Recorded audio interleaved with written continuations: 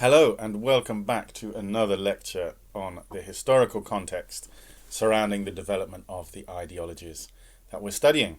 So in previous lectures, we've looked at the Glorious Revolution and the French Revolution. We looked at how they could be seen as archetypal liberal revolutions, but also how the French Revolution contained a more radical element that laid the foundations for radical socialism. And we also saw how Burkean conservatism, developed by Edmund Burke, that is, emerged as a reaction against the French Revolution. In this lecture, I want to look at how each of these three ideologies, liberalism, socialism, and conservatism, developed during the 19th century in response to industrialization, working class agitation, and the growth of empire. As I go through this lecture, I'll be mentioning a lot of events, dates, and people, but please don't feel overwhelmed by this. Like I always say, you're not doing a history course. This is not a history course, so there's no need for you to remember all of these dates and names. Really, what I'm trying to convey to you by outlining these events is simply really a feel for the atmosphere of the times. And also, I should say, all of these events and people are very interesting in their own right and worth knowing about in their own right. So if there are any of them that particularly pique your interest, then of course, by all means, jot them down and look more into them after the lecture. I'm not going to go into much detail about any particular single event, but all of them are fascinating, and there is plenty about all of them on YouTube, online encyclopedias, etc. if you do want to find out more. So, let's begin where we left off last time with the French Revolution. The French Revolution, I think it's fair to say, struck fear deep into the hearts of the British ruling class. They saw what was happening across the Channel and worried that the same turn of events might also take place on these isles. And what the ruling class feared was what many others in Britain actually hoped for. Radicals in Britain were greatly inspired by the events in France, and many sought to emulate it. Britain was at war with revolutionary France for almost the entire period from 1793 to 1815, over 20 years. And when the war ended, thousands of demobilized soldiers, in fact about 250,000, who had known nothing other than war, suddenly found themselves back in Britain unemployed. And this coincided with a serious economic depression and huge wage cuts for those still in work. It was a recipe for mass unrest, and by a mass with decades of military experience and training. The radical movement began agitating for universal male suffrage to ensure the workers had the vote. But the bourgeoisie and aristocracy were terrified that workers with the vote would be a threat to their property rights. They might vote to increase their miserably low wages, or to place limits on the length of the working day, or for a radical redistribution of wealth and land, all of which might eat into or even eliminate the profits and wealth of their supposed social superiors. The government were determined to stamp out this movement by any means necessary. So when a large but peaceful demonstration was held at St. Peter's Field in Manchester in 1819, attended by 60,000 workers and their families, demanding the franchise, the army was sent in. Riding through on horseback, they cut down the crowd with their swords. About almost 700 were injured, and 18 would die from their wounds, including children, in what became known as the Peterloo Massacre. By the way, if you haven't seen it yet, you've got to watch Mike Leigh's film Peterloo. I think I showed you some clips in class from it last year. Absolutely essential viewing for anyone interested in the history of the working class in this country. The king applauded the cavalry's slaughter of the peaceful protesters. Further mass meetings and demonstrations were then held up and down the country to protest what had happened, but the government's response was to pass the infamous 6 Acts, 6 new pieces of legislation massively limiting civil liberties. Trade unions were already illegal, but these new laws effectively abolished freedom of assembly and freedom of the press for the working class, with new laws against anti-government literature punishable by 14 years transportation, which meant being sent to a convict colony on the other side of the world, usually Australia. It would mean that you'd almost certainly never see any of your family or friends again. Another law, meanwhile, banned unauthorised outdoor meetings of over 50 people. Yet revolution was still in the air. In 1820, a plot by a group of radical working men in London to assassinate the British cabinet at a dinner party was uncovered. Those involved were in desperate situations themselves and were sickened by the bloodshed and tyranny of their government. The assassinations were intended to be the opening shot in a revolution which they hoped would quickly spread across the country. But one of their number was an undercover agent, and the plot, which became known as the Cato Street Conspiracy, was thwarted. The plotters, who included several Irishmen and a Jamaican, remember Britain was a multinational empire at the time, were either executed or transported, and the heads of the 5 leaders were cut off and paraded outside Newgate Prison, where they were executed. There were also uprisings in the north. Even before the war with France had ended, the Luddite movement, named after its mythical leader Ned Ludd, wreaked havoc across the cotton districts of Lancashire and elsewhere, sabotaging the new textile machinery which was destroying the livelihoods of independent weavers between 1811 and 1816, before eventually being repressed with military and legal force. But it was not long before the country saw a resurgence of machine breaking, this time in the rural areas. In 1830, the Captain Swing riots, as they became known, involved the destruction of the threshing machines that were threatening the livelihoods of agricultural workers. Across Kent and Sussex, initially, landowners would wake to find notices nailed to their doors demanding an end to the use of these machines, with warnings that vengeance would be swift if their demands were ignored. The letters were written by many different hands, but always bore the same signature, Captain Swing. The letters would be then followed up with a visit to the landowner, not from an angry, undisciplined mob, but a highly disciplined column of marching labourers who would proceed to destroy machinery and demand money, which would then be divided up equally among themselves, often by a treasurer appointed by the group, usually in the pub. At least 1,000 such incidents took place in 1830, and support for the movement was shown when a group of rebels from Otmore near Oxford were arrested and brought into Oxford city, whereupon they were forcibly released by an angry crowd. No one in all 1,000 incidents, no one was ever killed by the Swing brigades, but in the punishment that followed, 19 of them were executed and over 500 transported to Australia. The following year, in 1831, riots broke out in towns and cities across the country in protest at the House of Lords' decision to veto a reform bill intended to significantly widen the franchise. Again, the actions were highly disciplined, with very specific targets, often the houses belonging to the lords who had voted down the bill. The biggest uprising was in Bristol, where over 10,000 people rioted, burning over 100 properties, including all the major local government buildings, as well as the local jail, from which 170 prisoners were freed. And there were reports... Sorry, what's going on? My computer's going mad. And there were reports of local officials forced to flee across the rooftops as rioters besieged their offices. Between 100 and 500 were killed when the army was sent in to suppress them. Even in Oxford, there were riots on the issue. During the one occasion in the year when all the common folk come into the city centre, you know, I'm sure, what I'm talking about, St. Giles Fair. At the very same time, in 1831, in Jamaica, a British colony at the time, Jamaica saw its biggest ever uprising. Slavery was still legal and widely practiced across the British Empire at this time, and Sam Sharp was a Baptist preacher who led a revolt of 60,000 enslaved Africans on the island, beginning on Christmas Day 1831. It began as a general strike demanding freedom and wages at half the going rate, that's what they were demanding, but soon developed into all-out war as the risen slaves set fire to the hated plantations.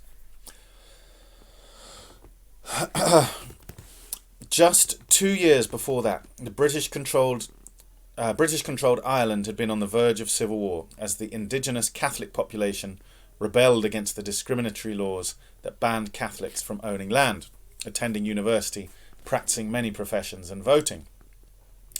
Whilst each of these incidents, the Captain Swing riots, the Reform riots, the Sam Sharp rebellion and the near insurrectionary situation in Ireland, each of them was eventually suppressed by the British authorities, but nevertheless those authorities were deeply worried. Could they rely forever on military violence to suppress such incidents? Would they survive another round of multiple simultaneous conflagrations? In fact, they ended up making concessions on all fronts in England, Ireland and Jamaica. Slavery was officially abolished across the British Empire, by an Act of Parliament in 1833, speeded up, many historians believe, by fear of a repeat of the 1831 uprising. Most of the worst anti-Catholic laws were repealed in 1829 in what became known as Catholic emancipation, although not all of them. For example, the rule that no Catholics allowed to take the throne remains in place to this day. And in 1832, the Great Reform Act was finally passed, with the Lords, perhaps with their rebuilt mansions in mind, this time acquiescing. Yet this act, the Great Reform Act of 1832, that one you should definitely write down, by the way, this act did nothing for the working man. It had extended the electorate from 2% of the adult population to almost 10%, but a significant property qualification remained, leaving the poorest 80% of adult men and all adult women still completely disenfranchised. The vote had been extended to the wealthy middle classes, but no one else. So in 1838, a new movement was born to demand votes for the workers. The Chartists got their name from the charter of 6 reforms they demanded, and are now considered the world's first working-class political party. In fact, in many ways, they were really the first modern political party in the country, from any class. At the heart of the charter was the demand for universal male suffrage. Calling for female votes, they feared, would put off potential supporters, but even one vote per family, they believed, would have been a huge step forward. They organised mass meetings across the country, and their supporters gathered 3 million signatures in support of the charter, an incredible achievement, amounting to about a quarter of the entire adult population. A second petition was even more radical, including economic demands such as increased wages, improved factory conditions, and a cut to the Queen's income, as well as supporting the call for Irish independence. The problem for the Chartists is that they were split on what to do if their demands were rejected by Parliament, which of course they were. Some, the so-called moral force Chartists, believed purely in the power of persuasion, but the more militant wing, known as physical force Chartists, believed that only armed insurrection would see their demands realised. And one group of Chartists attempted this in Newport in 1839. On November the 3rd, 5,000 armed Chartists, mostly miners, marched on the Welsh town of Newport in the pouring rain, planning to seize the town as the opening shot in a nationwide insurrection. Unfortunately, 2 of the 3 columns of men were stopped by either bad weather or soldiers, and the one remaining column was dispersed after soldiers opened fire, killing 24. The government immediately launched a crackdown on the movement, imprisoning over 500 Chartist leaders. Yet, as those leaders began to emerge from prison the following year, the Chartists reorganised themselves into a formal political party. Now, this was illegal, as all political parties were illegal at this time, so this was a formidable feat of organisation with over 400 local branches. Their newspaper, the Northern Star, soon became the biggest selling newspaper in the country. And despite its illegality, the party reached 40,000 fee-paying members. After the second petition was rejected in 1842, a wave of strikes followed in response. Hundreds of workplaces were closed down in what became known as the plug plot riots, as strikers pulled the plugs out of the boilers in the factories to force their closure. It was the closest the country came to a general strike, where all workers stop work until their demands are met, for a century. Crowds of up to 50,000 workers and their families were not uncommon, and the strike was accompanied by the destruction of police stations, the tearing down of poorhouses, the freeing of prisoners, and the burning of the homes of the most unpopular magistrates and mine owners. Pardon me. So it's clear, I think, that the first half of the 19th century was quite a tumultuous time. Uprisings were not only common, but when they started, they often spread like wildfire, indicating massive underlying discontent and revolutionary fervour. Underlying all of this, of course, were the abysmal economic conditions facing the working class, and the peasant class, I should say. As discussed in previous lectures, the growth of capitalism in the countryside had seen mass evictions of peasants from the land with the enclosures, and this had been particularly acute from about 1750 onwards. Deprived of making a living from the land, this newly dispossessed peasantry were forced to flock in great numbers to the new factory and mining towns, seeking whatever work was available, no matter how squalid the conditions. And squalid they were. At the turn of the century, in 1800, there were no regulations on working conditions, which were generally cramped, dirty and toxic. Wages were so low that simply to survive, families were forced to send their children out to work as well, often for 12 hours a day, longer than it was legal for children to work on the Caribbean slave plantations at the time. and the new factories and mines were notoriously dangerous, with tens of thousands killed at the workplace each year. Housing was no better. A doctor in the early 19th century noted that in one slum area in Manchester, 380 people were sharing the same toilet, which was itself simply a hole in the ground in an alley, whilst an inspector reported one communal yard 6 inches deep in excrement, through which the residents had to cross using bricks as stepping stones. Unsurprisingly, disease was rampant in these slums, with epidemics of cholera and typhoid common. No wonder then that more than half the children born in Manchester during this period were dead before they were 5 years old, or that life expectancy for a working class male in Liverpool in 1850 was just 15. And punishments were severe, the death penalty being introduced for a whole host of minor misdemeanours since the bourgeois revolution of 1688, and even petty thefts could be punished by hanging. Then there was transportation, the shipping of convicts to the other side of the world, usually Australia, making it almost certain they would never see their families again. Again, the Peterloo film has some excellent sort of manifestations of this. And punishments for attempting to organise workers to improve conditions were often just as severe. As I said, trade unions were illegal, and in 1834 6 agricultural labourers, who became known as the Tolpuddle Martyrs, were transported to Australia for attempting to organise one. So for the working class on the British Isles at the time, life was almost unbelievably harsh and rebellions were frequent. But sometime around the middle of the century, for some at least, that slowly began to change. When the Chartists organised a march in London in 1848, for example, the marchers were outnumbered by volunteers who had signed up as special constables to oppose the march, and it had to be abandoned long before it reached Parliament. By this time, Britain had become known as the workshop of the world, with an effective monopoly on modern manufacturing industry. And aside from technological advance and the creation of a proletariat through the dispossession of the peasantry, the key factor behind this position was the existence of Britain's global empire.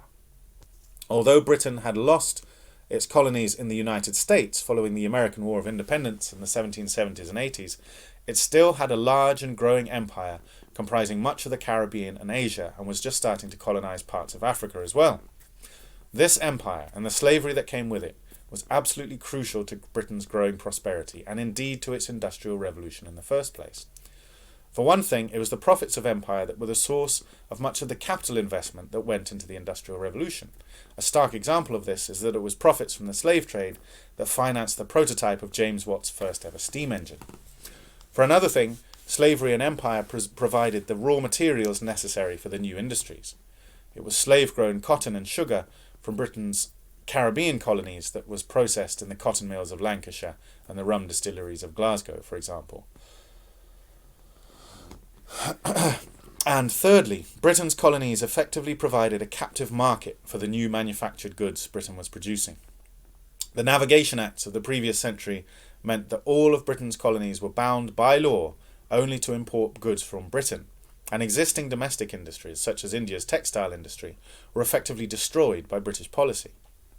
This effectively transformed Britain's colonies from being self-sufficient producers and even exporters of consumer products to importers of British goods.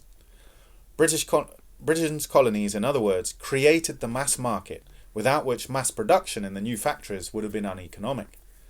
And finally, we shouldn't forget that simple extortion in the form of crippling taxation was another way in which colonies, such as India, provided the source of Britain's wealth.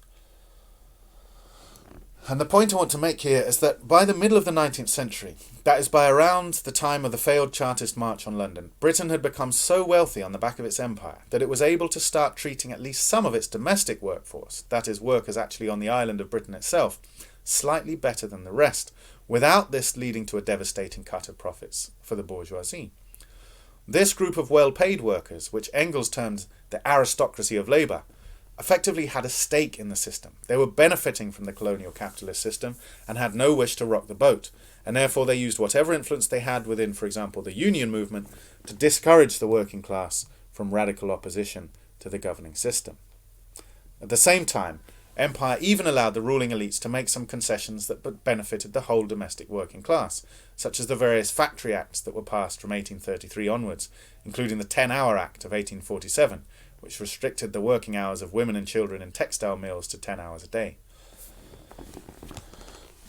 Measures such as these slowly began to pacify an increasing section of the working class, to tone down their rebelliousness to such an extent that Benjamin Disraeli in 1867 felt that at least the better off section of them could be trusted with the vote. Thus, the 1867 Second Reform Act, as it became known, tripled the franchise from 700,000 to over 2 million, including perhaps up to 40% of working class males, the first time any workers had been given the vote in the UK. Again, as with the 1832 Act, the aim had been divide and rule, to give the better off workers a stake in the system to ensure they did not ally with the poorer members of their class, or indeed with their fellow proletarians in the colonies, to overthrow the colonial capitalist system altogether. As with the 1832 Act, the 1867 Reform Act, and that again, do note down this one, these are very important moments in the development of the franchise in the UK. The 1867 Reform Act had been precipitated, as had the 1832 Act, by a three-pronged rebellion against the Empire, again from Ireland, Jamaica, and from within Britain itself. In 1865, the Morant Bay Rebellion saw a rebel militia of impoverished Jamaicans take over the parish St. Thomas in the east in opposition to the tyrannical rule of Governor James Eyre. The rebellion was brutally repressed, with hundreds massacred, including men, women and children, but the rebellion had once again sown fear amongst the colony's British rulers, who lived in constant dread of a repeat of the Haitian Revolution in Jamaica.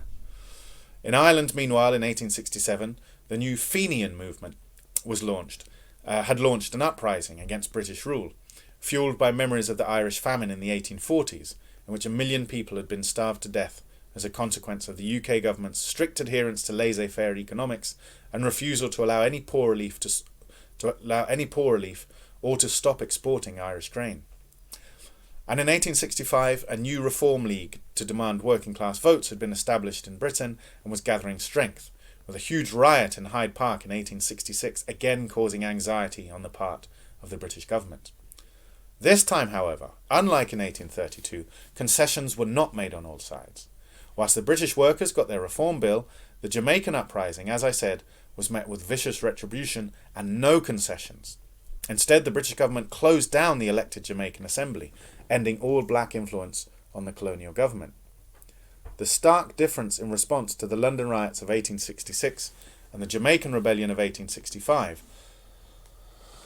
the former being met with enfranchisement, the latter with disenfranchisement, demonstrates the crystallization of what the Martinique philosopher Frantz Fanon has called the zone of being and the zone of non-being. In the zone of being, Fanon argued, disputes and conflicts are settled largely through reasoned negotiation and compromise, with violence being the exception. In the zone of non-being, violence is the rule, and negotiation and compromise the exception. As colonialism developed, more and more of the populations of the imperial heartlands, places like Britain and France, came to be drawn into the zone of being, whilst the colonies had always been relegated to the zone of non-being. Their humanity denied, and their treatment always enforced with massive violence. The difference in response to, for example, the 1819 Peterloo demonstration and the 1866 Hyde Park demonstration illustrates the extent to which the British working class was slowly, bit by bit, being drawn into the zone of being, slowly being granted more rights and privileges, better wages and the vote, whilst in the colonies things were going in the opposite direction. In Ireland, intriguingly, things lay somewhere in between. The Fenians were repressed, and the Irish continued to be periodically subjected to violence and suspensions of rights which would not have been countenanced on the British mainland, yet some concessions were made after the Fenian Rebellion, in particular the disestablishment of the Anglican Irish Church, which ended a little more of the discrimination against Irish Catholics.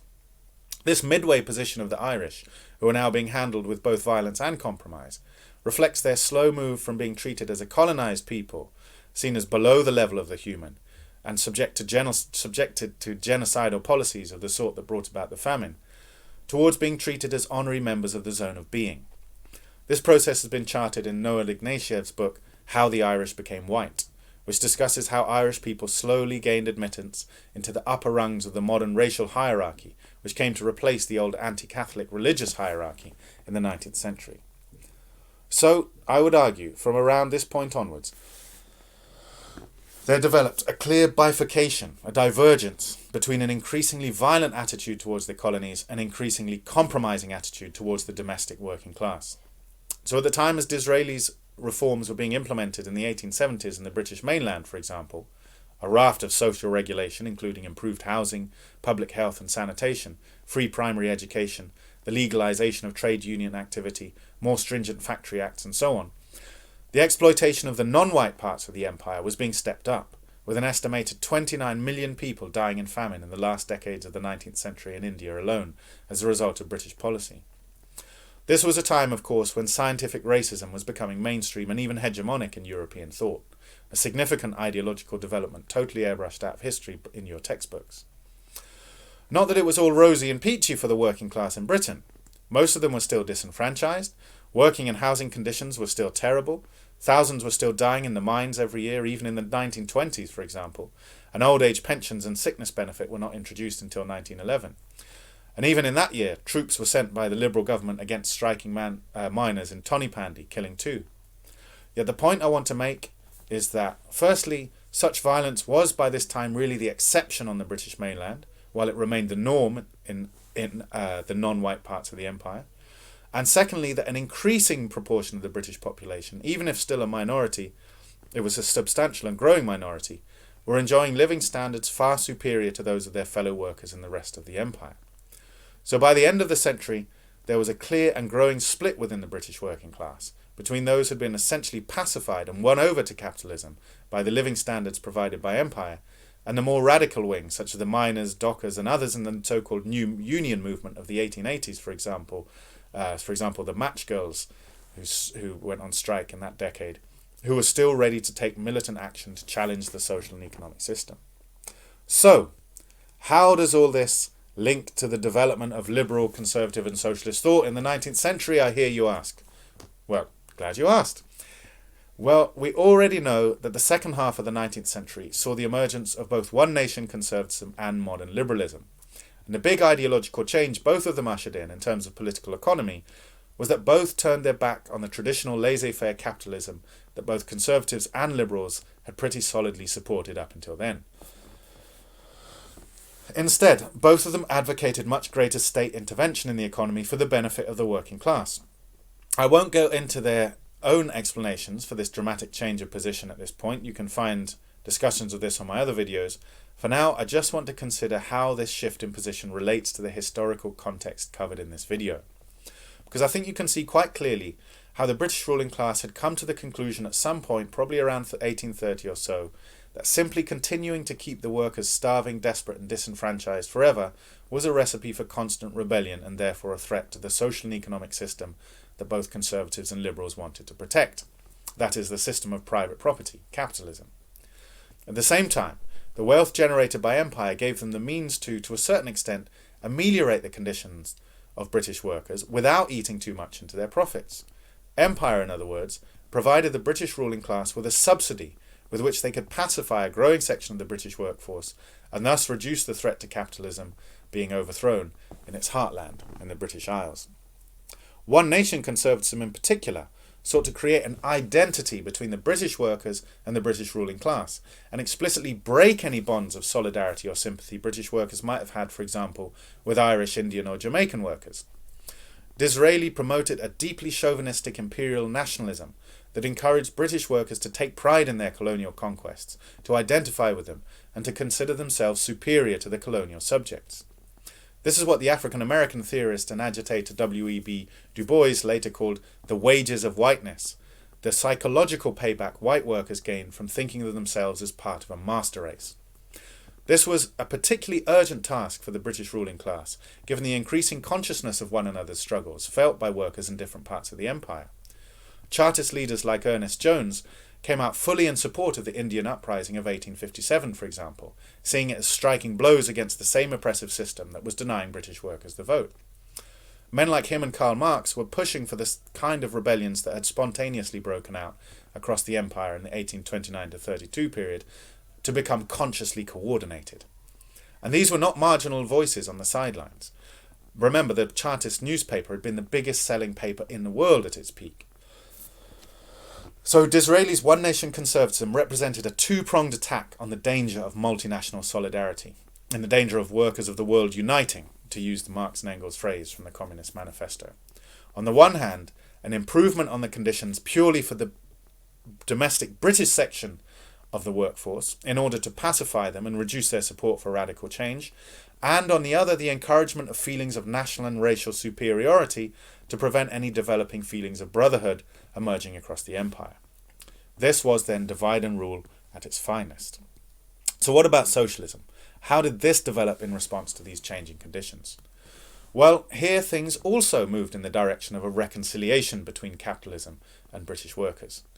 Whereas the dominant strain of socialism throughout most of the 19th century had been communism of the type advocated by Marx and Engels, in the 1890s a new revisionist strand emerged, associated with the German thinker Edward Bernstein. Bernstein believed that improving conditions for the working class, at least in Europe, demonstrated that capitalism was not as crisis-prone and unsustainable as Marx and his contemporaries had thought.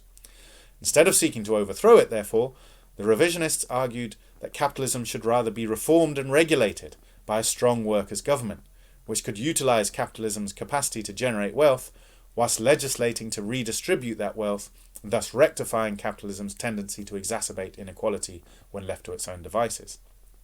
But this wealth was only to be distributed to workers in the imperial heartlands.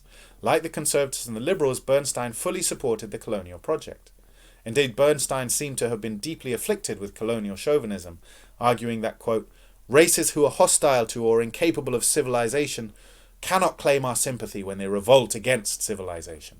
This was the polar opposite view to that advocated by Karl Marx and Ernest Jones, who urged European workers to support anti-colonial uprisings in the empires. Elsewhere, Bernstein claims that, quote, savages must be subjugated and made to conform to the rules of higher civilization, showing his support for the scientific racism that was so prevalent at the time and totally ignored by your textbook, which tries to present him as some kind of moderate. The Fabians too, although they technically supported the socialist vision of an ultimate abolition of private property, were opposed to militant struggle even within Britain and fully committed to the colonial project. The non-white races were akin to children, argued Beatrice Webb, and certainly should not be given the vote. So to sum up, the 19th century Britain began in near revolutionary turmoil and ended in relative social peace, at least domestically. The three great ideologies which had begun the century so distinctive and unique had begun to converge, with all agreeing on a common platform of a redistributive, regulated form of capitalism. While they all ostensibly supported this for different reasons, Conservatives on the ground of social stability, Liberals because they believed it necessary to achieve genuine freedom, and Socialists as a path towards greater equality, and to different degrees, with revisionist Socialists advocating far more extensive a programme of redistribution than even Liberals or Conservatives. Nevertheless, what they all shared in common was the desire to perpetuate the colonial capitalist system in a way that benefited more of the domestic working class at the expense of the global proletariat. The frequent revolts which had convulsed Britain in the first half of the century and which continued to convulse the rest of the empire throughout, convinced those who benefited from the socio-economic order that some concessions would be necessary to prevent its overthrow. In the next lecture, we will see how the emergence of two world wars and the Great Depression challenged this order as never before, however, leading to an even greater ideological convergence around the unprecedented package of domestic concessions that came to be known as the welfare state. Thanks for listening. Sorry it was a bit long, and I hope you found it worthwhile.